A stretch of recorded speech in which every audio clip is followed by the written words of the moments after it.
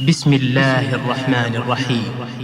وإذا قيل لهم اتقوا ما بين أيديكم وما خلفكم لعلكم ترحمون وما تأتيهم من آية من آيات ربهم إلا كانوا عنها معرضين. وإذا قيل لهم أنفقوا مما رزقكم الله قال الذين كفروا للذين آمنوا أنطعم من لو يشاء الله أطعمه إن أنتم إلا في ضلال مبين. ويقولون متى هذا الوعد إن كنتم صادقين ما ينظرون إلا صيحة واحدة تأخذهم وهم يخصمون فلا يستطيعون توصية ولا إلى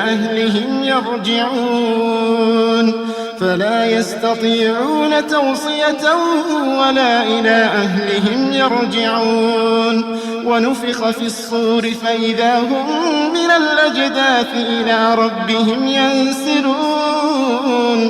قالوا يا ويلنا من بعثنا من مرقدنا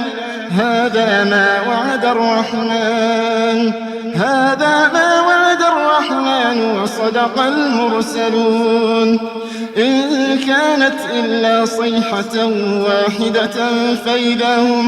فإذا هم جميع لدينا محضرون فاليوم لا تظلم نفس شيئا ولا تجزون إلا ما كنتم تعملون إن أصحاب الجنة اليوم في شغل فاكهون هم وأزواجهم في ظلال على الأرائك متكئون لهم فيها فاكهة ولهم ما يدعون سلام قولا من رب رحيم. إن أصحاب الجنة اليوم في شغل فاكهون هم وأزواجهم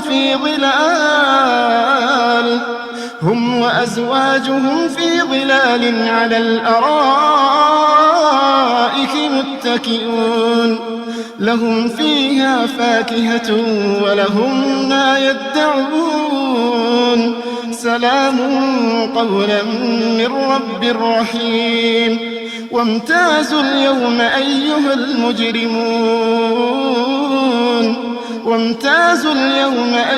المجرمون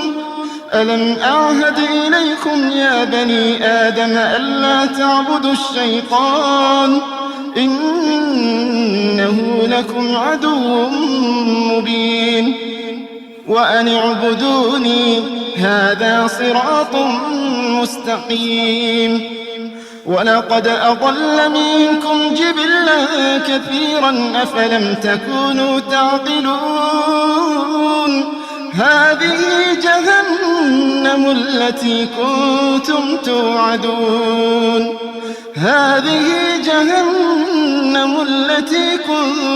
توعدون اصلوها اليوم بما كنتم تكفرون اليوم نختم على أفواههم وتكلمنا أيديهم